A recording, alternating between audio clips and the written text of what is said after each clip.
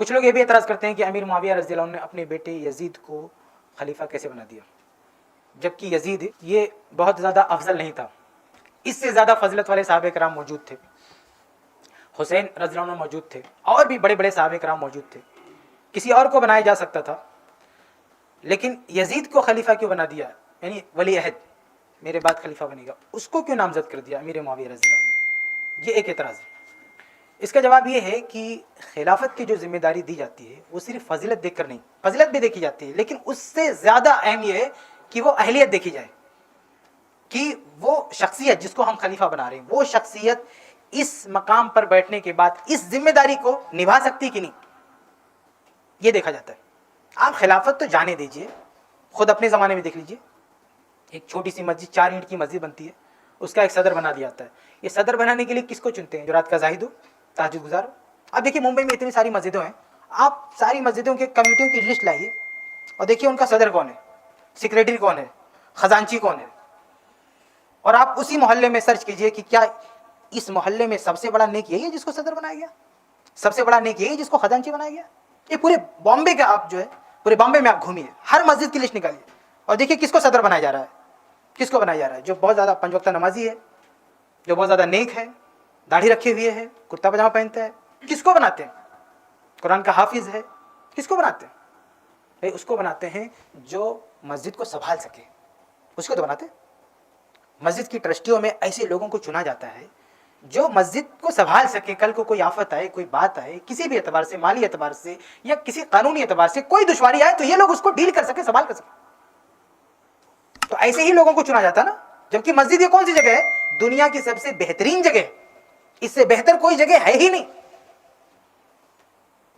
दुनिया की सबसे मुकद्दस जगह। इस जगह के इंतजाम को संभालने के लिए आज हम किसी को चुनते हैं तो ये नहीं देखते कि वो बहुत बड़ा मुत्तकी है, बल्कि ये देखते हैं कि वो इसकी अहलियत रखता है कि नहीं।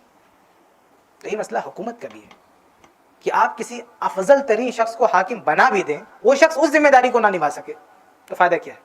ऐसा नहीं कि उस शख्स की कोई कमजोरी हो, यानी अगर एक आदमी हुकूमत के मामले में किसी जिम्मेदारी को निभा नहीं सकता, इसका मतलब नहीं कि वो जाती तौर पर कोई कमजोरी रखता है, बल्कि कई तरह के मामलात होते हैं, खारजी भी, दाखिली भी। दाखिली वजह भी हो सकती है, खारजी वजह भी हो सकती है। अब अमीर मुआविया रज़ी अल्लाह ताला अन्हु ने अपने बेटे यजीद को जो चुना, वो इसलिए नहीं कि मेरा बेटा है और मैं इनको खलीफा बना देता हूँ, बल्कि इसलिए कि उस वक्त अमीर मुआविया रज़ी अल्लाह देख चुके थे कि उम्मत में कितना खून खराबा हो चुका है, इसलिए वो चाहते थे कि पहले से तय कर दें और एक ऐसे आदमी को तय करें जिसको सपोर्ट मिल सके और जो इस जिम्मेदारी को संभाल सके। यजीद के अंदर 2 खूबी है। एक तो ये कि यजीद हुकूमती मामलात में तजर्बाकार है, यानी वो एक ऐसे घराने का फ़र्द है जो घराना न सिर्फ इस्लाम आने के बाद बल्कि इस्लाम से पहले ही हुकूमत करते चला आ रहा है। अमीर मुआविया रज़ी अल्लाह अन्हु के पास देखिए आप कितनी लंबी मुद्दत तक हुकूमत करने का एक तजर्बा है। उनके वालिद अबू सुफियान वो भी मक्का में हुकूमत कर चुके हैं। ये पूरा जो ख़ानदान है ना, ये पूरा ख़ानदान हुकूमत करते आया है। जाहिर है कि जो आदमी ऐसे ख़ानदान में पैदा होगा उसकी सोच क्या होगी, उसका दिमाग किस तरह काम करेगा? जिसके बाप दादा हुकूमत करते आए हुए हैं तो उसको जो तजर्बा, जो एक्सपीरियंस होगा वो किसके पास होगा बताओ? ये एक चीज़ है। और दूसरी वजह ये थी कि ये जो इससे पहले इख्तलाफ हो चुके थे सहाबे कराम में, उस इख्तलाफ के बाद बनु उमैया ये सबसे ज़्यादा असर रखते थे हुकूमत को चलाने में या हुकूमत को गिराने में।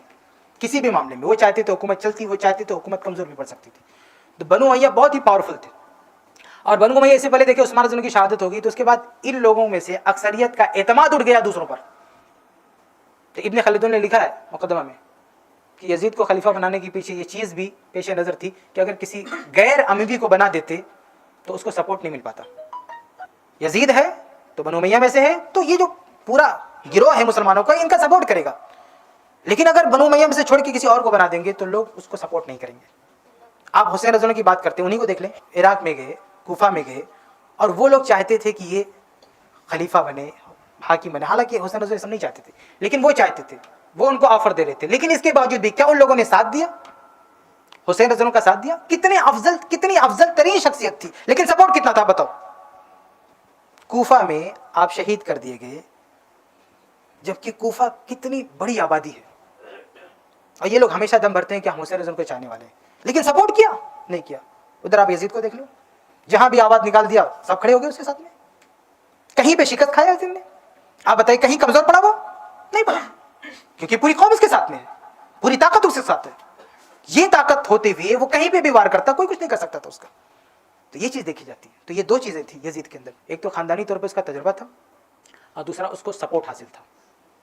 इन दो चीज़ों की बुनियाद पर वो इस बात का हकदार था कि उसे बना दिया जाए, और अमीर मुआविया रज़ी अल्लाह ने यही दो चीज़ें देखकर उसको बनाया। बाकी ये सब मकसद नहीं था कि अपना बेटा है हुकूमत उसमें, ये सब बेकार की बात है।